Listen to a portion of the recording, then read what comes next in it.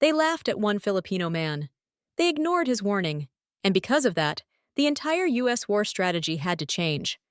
One decision, one voice, one moment the U.S. didn't take seriously, and it forced America to rewrite how it fights wars forever.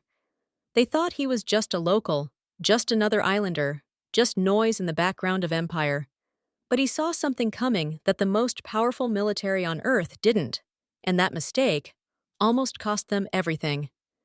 This story doesn't start in Washington, it starts in the Philippines, a place the U.S. thought it fully understood, controlled, managed, predictable. They were wrong, dead wrong. The Americans had confidence, too much confidence. They had ships, bases, troops, intel, money, firepower. They believed the Pacific was under control. They believed the Philippines was secure. They believed any threat would come loud, direct, and obvious. Missiles, ships, planes, soldiers, classic war, textbook war, predictable war. But the danger wasn't loud, it was quiet, it was patient, it was hidden. And one Filipino man saw it first. He wasn't a general, he wasn't a politician, he wasn't powerful, just someone who understood the land, the people, the movement, the silence, the patterns. He noticed strange activity, unfamiliar movement, quiet coordination, things happening at night.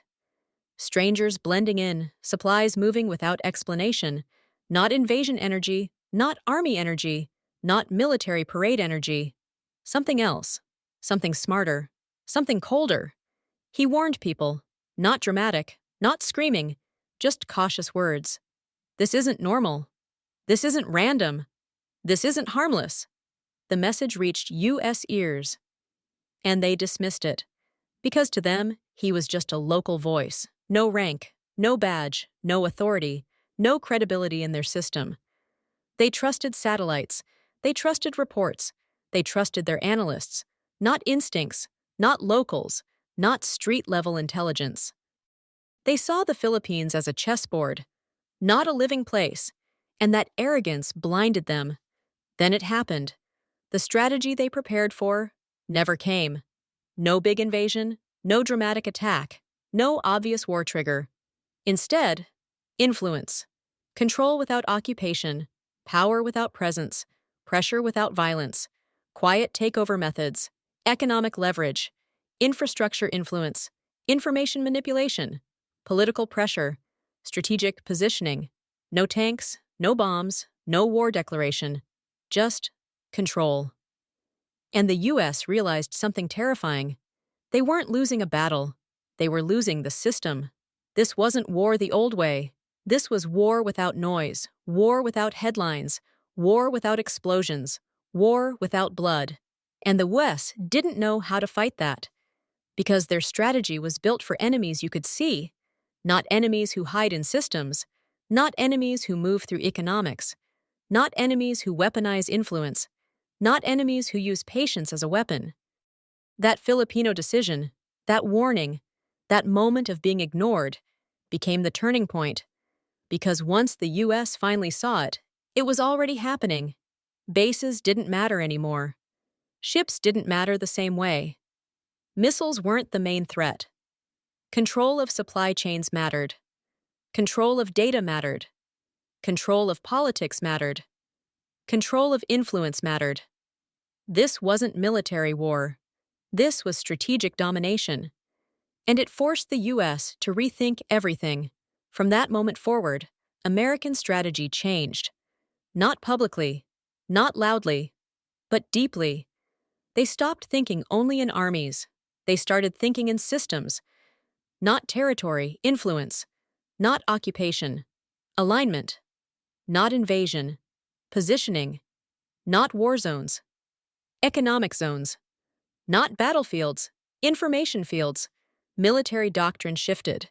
Foreign policy shifted. Intelligence strategy shifted. Pacific planning shifted.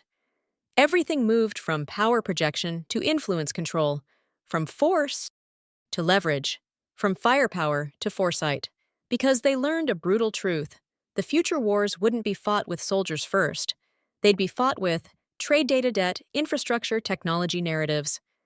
access control, and only later, weapons. And it all traced back to that moment. That ignored warning, that Filipino voice, that quiet decision, that small signal everyone underestimated. Here's the crazy part. History books won't name him, documentaries won't show his face, movies won't tell his story. But the system changed because of him. Because one local perspective exposed a global blind spot. Because one ignored voice revealed a new kind of war.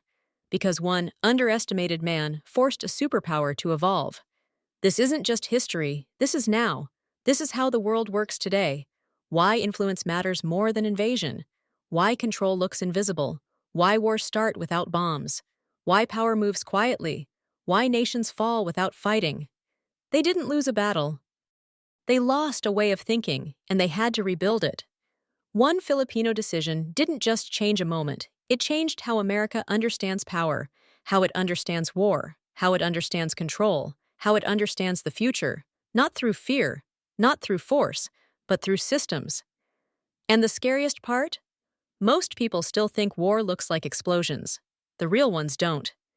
They look like silence. They look like deals. They look like influence. They look like normal life. And if this story surprised you, wait till you hear how another small decision in Southeast Asia reshaped global power forever.